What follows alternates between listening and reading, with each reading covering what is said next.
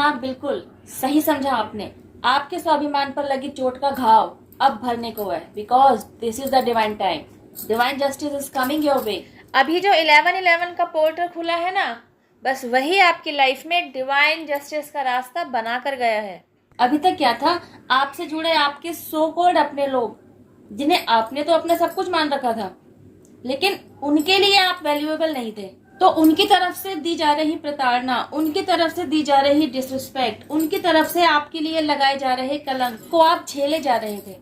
आपको नहीं समझ में आ रहा था कि वे जो आपसे ही जुड़े आपके अपने हैं, वे आपके साथ ऐसा सब कुछ क्यों कर रहे हैं। लेकिन उनके दिमाग में तो क्लैरिटी थी ना, वे तो एक सोची समझी साजिश के तहत आपके लिए ये सब कुछ करते चले आ रहे थे ना।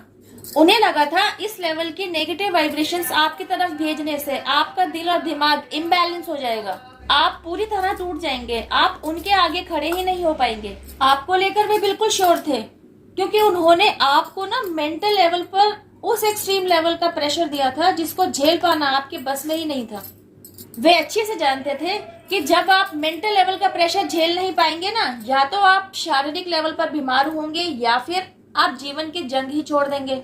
दोनों ही सूरतों में आपकी हार तय और उनकी जीत पक्की, इसी विश्वास के साथ वे चल रहे थे। लेकिन जब उन्होंने आपको डिसबैलेंस होने की बजाय बैलेंस्ड वे में काम करते हुए देखा ना, उन्हें 440 वोल्ट का झटका लगा। वे समझ ही नहीं पा रहे थे कि ये गुत्थी क्या है। मानसिक लेवल पर इतनी प्रताड़ना देने के बाद, आपकी गुडविल को समाज में खराब करने के बाद, उन्हें लग रहा था कि उन्होंने जो आपके ऊपर झूठे आरोप लगाए हैं, जो आपके लिए झूठी बातें फैलाई हैं, जो आप पर झूठे कलंक लगाए हैं, इतनी बदनामी और ऐसे कलंक के बाद आप सिर उठाकर तो चल ही नहीं पाएंगे। तो उनके आगे तो क्या ही खड़े होंगे, उनके साथ तो क्या ही फाइट करेंगे। लेकिन जब उन्होंने आपको टूटने की बजाय स्ट्रेंथ में देखा ना, वे शॉक्ड हो गए। उन्होंने आपका कंप्लीट मेकओवर देखा, उन्होंने आपकी बदली हुई बॉडी लैंग्वेज देखी, क्योंकि वे तो आपके सो कॉल्ड अपने लोग थे, वे आपके प्लस माइनस सब जानते थे। तो जब वे आपको इस बदले हुए पॉजिटिव एटीट्यूड वाले रूप में देख रहे हैं ना, तो उन्हें विश्वास ही नहीं आ पा रहा कि ये आप ही हैं, क्योंकि वे जानते थे कि आपका तो व्यक्तित्व ही शांत स्वभाव का था। आपको कोई कुछ भी कह लेता, आप पलट कर जवाब ही नहीं देते थे। गुस्सा दिखाना, तेज तेज बोलना, अपना आपा खोना तो जैसे आपको आता ही नहीं था। इवन अगर आपसे कोई ऊंची आवाज में कोई चिल्लाकर बात कर भी लिया करता था ना, तो आप तो सहम जाया करते थे। ऐसे इंसान का जब स्ट्रेंथफुल बदला हुआ रूप उन्हें देखने को मिलता है ना, तो वे हतप्रभ हैं आपके इस बदले हुए रूप को देखकर। अब बात करते हैं आपकी, कि आपके साथ एक्चुअली ऐसा क्या हुआ कि वाकई आपके अंदर स्ट्रेंथ डेवलप हो गई। तो हुआ क्या, इन दैट पीरियड जब वे आप पर दोषारोपण कर रहे थे, आप पर कलंक लगा रहे थे, आपकी गुडविल खराब कर रहे थे, तो उस पीरियड में आप टूटे तो सही, बिखरे तो सही, लेकिन आपने सुसाइड अटेम्प्ट नहीं किया, आपने किया गॉड को सरेंडर। आपने क्या किया, आपके साथ घट रही हर एक सिचुएशन के बारे में डिवाइन के साथ एज अ फ्रेंड बात की। जब आपकी लाइफ में पैसे का स्ट्रगल होता है ना, तो आप पैसे का स्ट्रगल झेल सकते हैं। अगर आप इमोशनली हर्ट फेस कर रहे हैं, तो आप अपने टूटे हुए इमोशंस के साथ भी गुजारा कर सकते हैं। लेकिन जब आपको कलंकित कर दिया जाए ना, तो उस कलंक के साथ जीना या उसको झेलना बिल्कुल आसान नहीं है।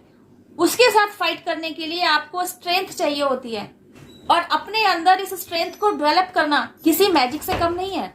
और इसी मैजिक को with the help of divine आपने अपने अंदर डेवलप किया, क्योंकि जब आपने कुछ किया ही नहीं, आप बेकसूर हैं, तो आप इस कलंक के साथ क्यों जिए, आप इस कलंक को क्यों झेलें। तो इस कलंक को काटने के लिए आपको फाइट तो करनी पड़ेगी, और उसके लिए आपको स्ट्रेंथ चाहिए। तो जब आपने खुद को ईश्वर के सामने सरेंडर कर दिया ना, तभी डिवाइन इंटरवेंशन आपकी लाइफ में एंटर हुआ। आप बकायदा अवेकनिंग प्रोसेस से गो थ्रू हुए, and it is not an easy task, it's a huge process जिस पर आपने काम किया। यही तो है इनर वर्क, जिसके अंतर्गत आपने खुद पर काम किया। इतना ही नहीं, इस पूरे प्रोसेस के अंतर्गत आप 11/11 बार बार देखते गए, और एक पूरा प्रोसेस कंप्लीट कर लेने के बाद एक नई पर्सनैलिटी के साथ आप आगे बढ़े। बस यही आपका बदला हुआ स्वरूप ना आपके हेटर से झेला नहीं जा रहा, देखा नहीं जा रहा। आपके बदले हुए रूप के साथ जब उन्होंने आपसे बातचीत की ना, तो उन्हें समझ में आ रहा था कि अब आप पहले जैसे नहीं रह गए थे, कि वे आपको कुछ भी कह लेंगे और आप सुनकर निकल लेंगे। बल्कि उन्हें ये समझ में आ रहा था कि आज की तारीख में अगर वे आपकी तरफ एक तीर छोड़ रहे हैं, तो आपके पास उस तीर को काटने के साथ साथ और 4 तीर तैयार खड़े हैं। यह कहा जाए तो गलत नहीं होगा कि टेबल पूरी तरह टर्न हो गई थी। वे अपने आप को पावरफुल समझ रहे थे। एक्चुअली पावर तो आपके पास थी। आपके पास पहले भी साइलेंस की पावर थी और आज आपके पास स्ट्रेंथ की पावर है, ब्रेन की पावर है, कलंक के साथ फाइट करने की पावर है। और यही कुछ आपने किया भी। तो जब आपने फाइट बैक किया ना, तो चीजें और खुलकर सामने आई।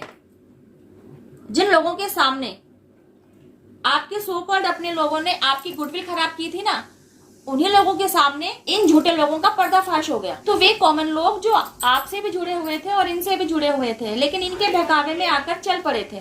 तो जब उनकी आंखों पे से भ्रम की पट्टी हटी ना, तो वे फिर से आपके साथ आकर खड़े हुए। वे पहले भी आपके वेल विशर थे और जब उनकी आंखों पर से धोखे की पट्टी हटी ना, तो वे वापस से आपके साथ आकर खड़े हुए। बेशक ये लोग ग्रुप ऑफ पर्सन है, लेकिन ये कल भी अकेले थे, ये आज भी अकेले हैं। और बेशक आप अकेले खड़े थे, लेकिन कल भी आप पावरफुल थे, आज भी आप पावरफुल हैं।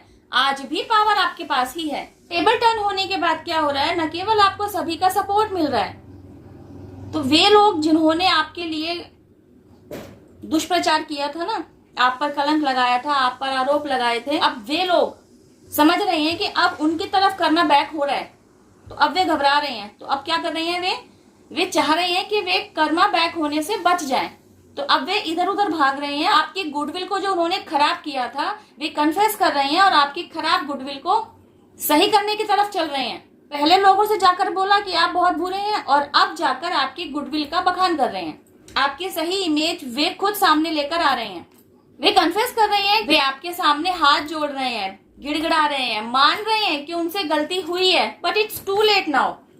कर्मा तो बैक हो चुका है। लेकिन आपके साथ क्या अच्छा हुआ, आपके स्वाभिमान पर जो चोट लगी थी ना, आपके दिल पर जो घाव हुआ था ना, उसे अब डिवाइन हीलिंग मिल रही है।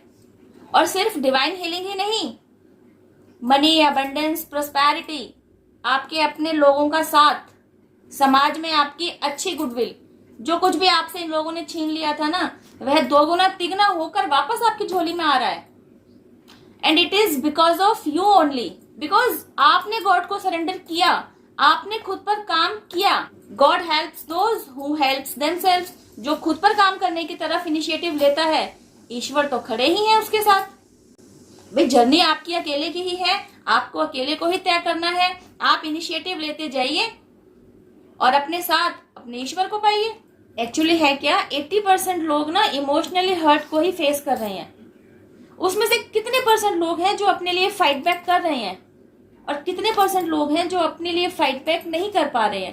Because of any kind of reason वे अपने लिए खड़े ही नहीं हो पा रहे हैं। ऐसे में आपको आपकी जर्नी के कंप्लीशन तक पहुंचाया जाए तो कैसे? तभी तो डिवाइन इंटरवेंशन आपकी लाइफ में आता है। पहले ही आपकी लाइफ में कम उथल पुथल नहीं मची हुई थी।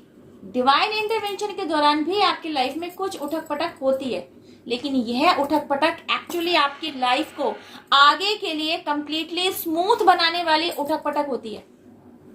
जब आप अपने नैया रूपी जीवन की पतवार को खुद ईश्वर के हाथ में दे देते हैं ना, तब आपका कोई बाल भी बांका नहीं कर सकता, क्योंकि उसी टाइम से आपके सरेंडर करते ही सबसे पहले आपको प्रोटेक्ट कर लिया जाता है। न केवल आपको, आपसे जुड़े आपके अपने लोगों को भी, आपका बेटर हाफ, आपके पेरेंट्स, आपके बच्चे, इसमें वे लोग शामिल नहीं हैं जो आपके सो कॉल्ड अपने हैं।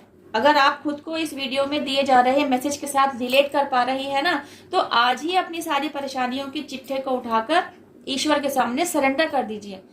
और आपके सरेंडर करने के बाद जब आपकी लाइफ में उथल पुथल मचती है ना, तो इससे घबराइएगा नहीं, अपने इष्ट के ऊपर से विश्वास नहीं हटाइएगा, क्योंकि यह उथल पुथल एक्चुअली आपकी लाइफ को आगे के लिए स्मूथ बनाने के लिए है।